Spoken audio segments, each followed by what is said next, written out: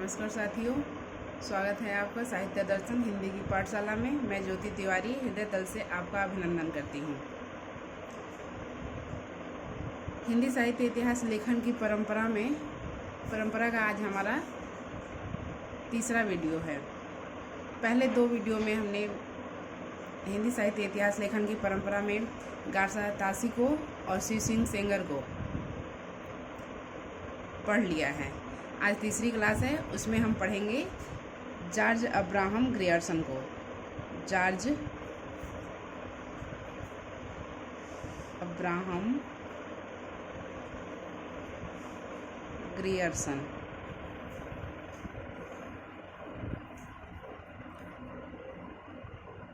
George Abraham Grierson का समय क्या था? समय 1851 ईस्वी से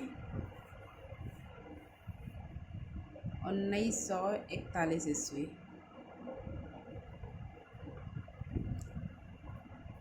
जॉर्ज अब्राहम की रचना का क्या नाम है?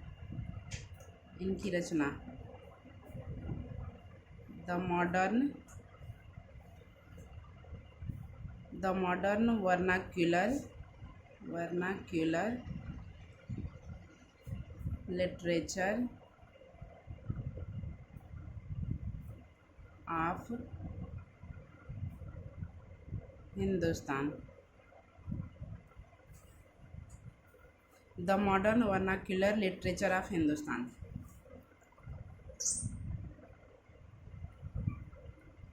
द मॉडर्न मतलब आधुनिक,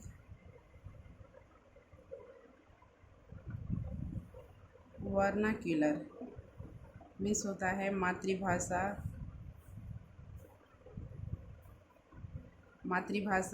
या जनभाषा या देसी भाषा।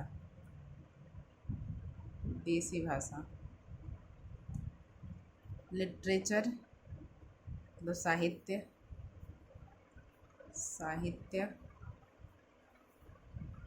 ऑफ मीन्स का,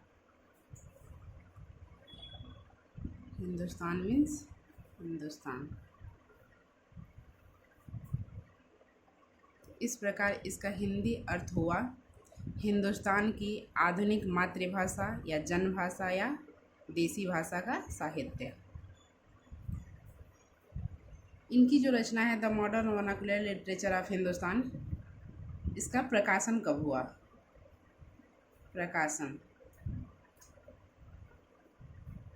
इनका प्रकाशन हुआ सन 1888 ईस्वी में। द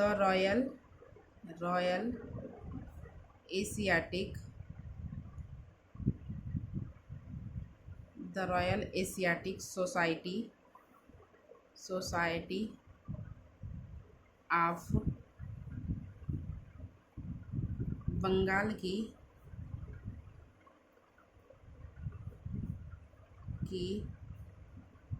पत्रिका के विशेषांक के रूप में स्वतंत्र रूप से नहीं हुई थी, विशेषांक के रूप में हुई थी। किसी भी पत्रिका के साथ विशेषांक आता है उस रूप में। लेकिन बात यह आती है कि स्वतंत्र रूप से प्रकाशन कब हुआ? स्वतंत्र पुस्तक के रूप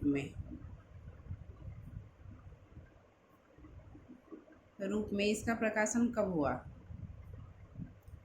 तो स्वतंत्र पुस्तक के रूप में इसका प्रकाशन एक साल बाद 1889 ईस्वी में हुआ।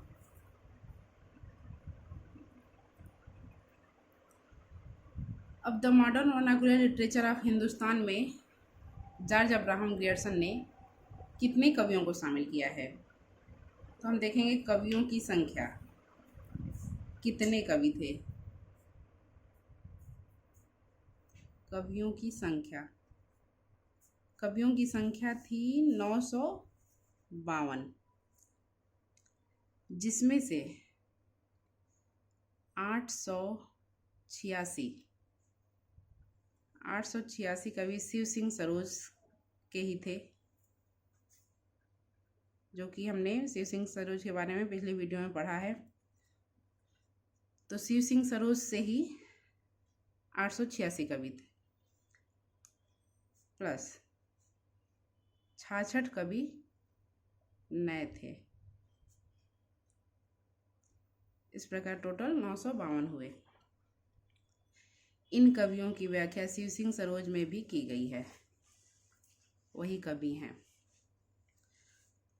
अब बात आती है कि 952 कवि किस भाषा के थे। तो ये पूरे टोटल 952 कवि हिंदी भाषा के थे, हिंदी भाषा के थे।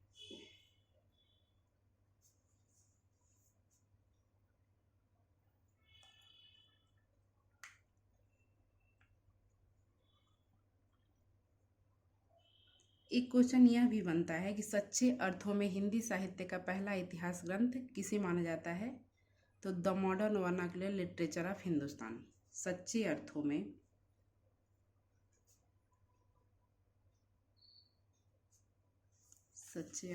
हिंदी साहित्य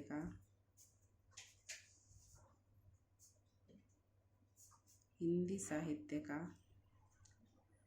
पहला इतिहास ग्रंथ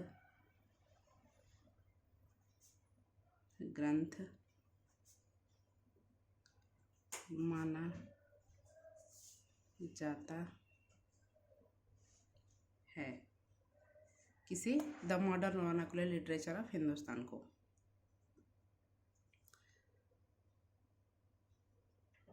पिछली वीडियो में हमने देखा था गारसा दासी ने हिंदी साहित्य इतिहास लेखन की परंपरा की शुरुआत की थी, और हिंदी साहित्य इतिहास लेखन को हिंदी भाषा में लिखा था शिव सिंह सेंगर ने।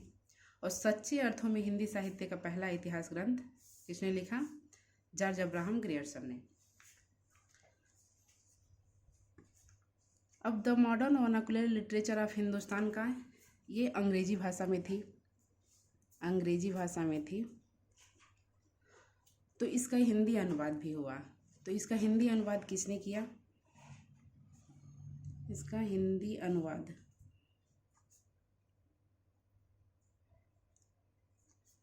अनुवाद किया डॉक्टर किशोरीलाल गुप्त ने।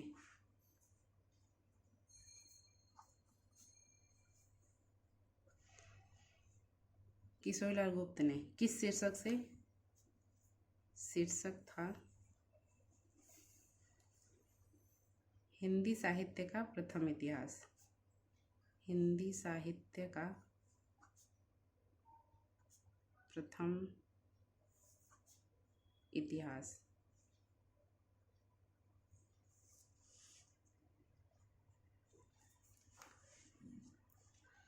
इसका प्रकाशन कब हुआ? हिंदी साहित्य का प्रथम इतिहास का इसका प्रकाशन वर्ष है 1957 ईस्वी। डॉक्टर किशोरीलाल गुप्त ने the modern vernacular literature of Hindustan का हिंदी अनुवाद किया। किस शीर्षक के नाम से? हिंदी साहित्य का प्रथम इतिहास। और हिंदी साहित्य प्रथम इतिहास का प्रकाशन वर्ष है 1957 ईस्वी।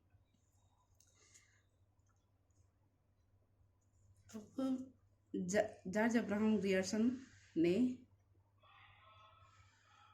नामकरण एवं काल विभाजन का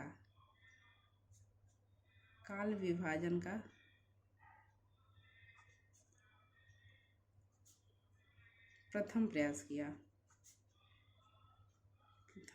किया। पहली बार इन्होंने काल विभाजन किया था, उसका नामकरण किया था। कितने कालखंडों में बांटा था हिंदी साहित्य को? 11 कालखंडों में बांटा था। 11। आने वाली वीडियो में काल विभाजन को जब हम पढ़ेंगे तो ये इन कालखंडों के नाम को पढ़ेंगे। अभी के लिए ये 11 कालखंड थे, इतना ही पढ़ेंगे कि 11 कालखंड थे।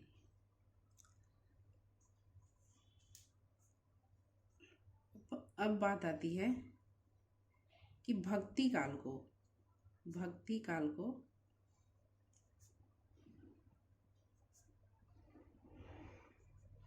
हिंदी का स्वर्णकाल किसने कहा है? हिंदी का स्वर्णकाल किसने कहा है? तो ये थे जॉर्ज अब्राहम ग्रियर्सन।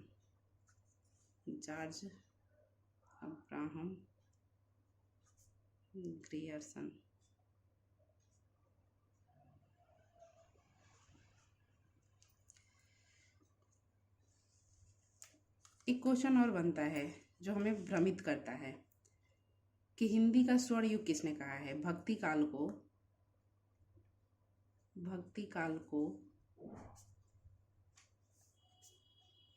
हिंदी का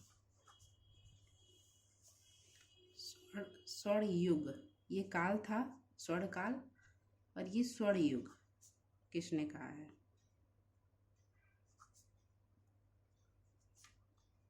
तो यहाँ नाम आता है श्याम सुंदर दास का। श्याम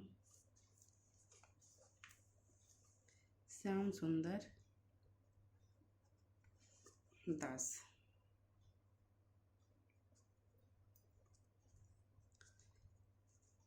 जॉर्ज अब्राहम ग्रियर्सन का हिंदी के विकास में ये बहुत बड़ा योगदान था, किंतु इन्होंने कुछ हिंदी के विकास में कुछ और महत्वपूर्ण योगदान इनके हैं जिन्हें हम देखते हैं।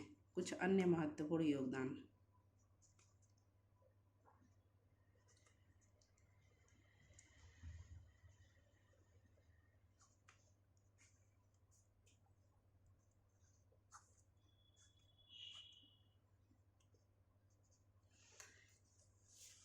पहला योगदान तो इनका यही था, ये रचना the modern vernacular literature of Hindustan. पहला है the modern vernacular literature of Hindustan.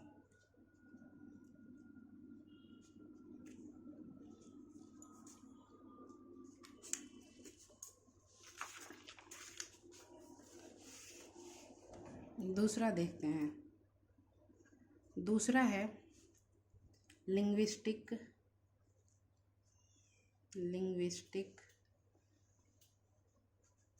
Survey of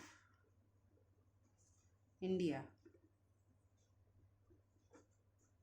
भारतीय भाषाओं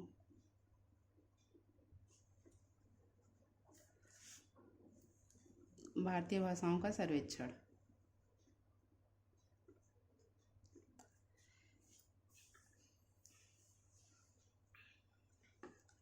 भारतीय भाषाओं का सर्वेक्षण कार्य कब से कब तक किया? 1894 से 1928। इसमें उन्होंने 364 भारतीय भाषाएं एवं बोलियों का सर्वेक्षण किया।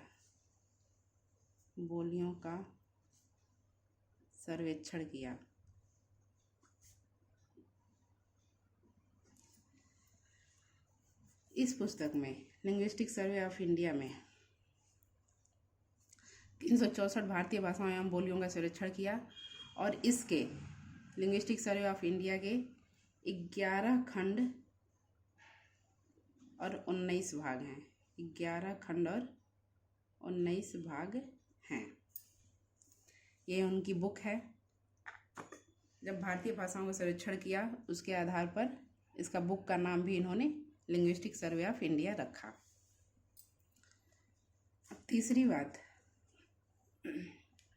तीसरी इनकी एक और बुक है, उसका नाम है notes on Tulsidas, Tulsidas. Notes on Tulsidas में इन्होंने तुलसीदास का वैज्ञानिक अध्ययन किया, वैज्ञानिक अध्ययन किया।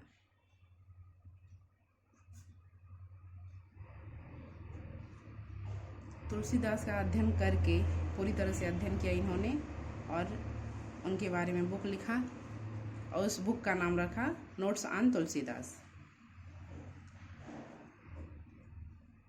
बुद्ध के बाद तुलसीदास को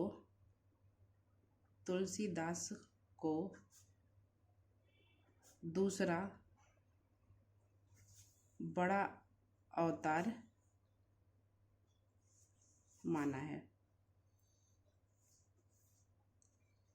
किसने? जॉर्ज ग्रियर्सन ने तुलसीदास को दूसरा बड़ा अवतार माना है।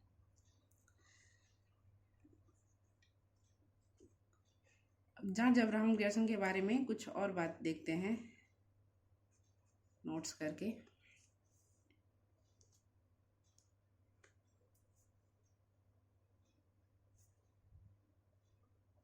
हिंदी साहित्य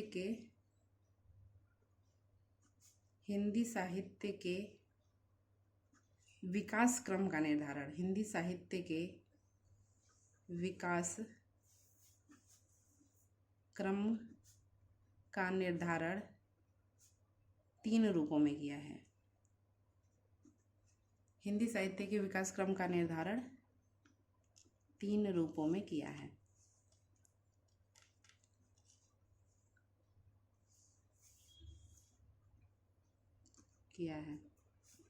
पहला है चारण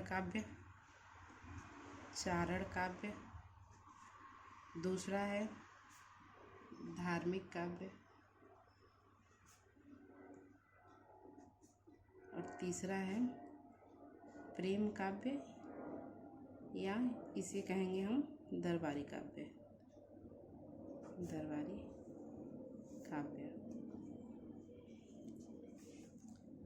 आज के लिए इतना ही। हम अगले वीडियो में मिलेंगे नए ज्ञान के साथ। तब तक के लिए आप स्वस्थ रहिए, मस्त रहिए, पढ़ते रहिए, सफल होते रहिए। और अगर यह वीडियो अच्छा लगे तो इसे लाइक करिए, सब्सक्राइब करिए। धन्यवाद।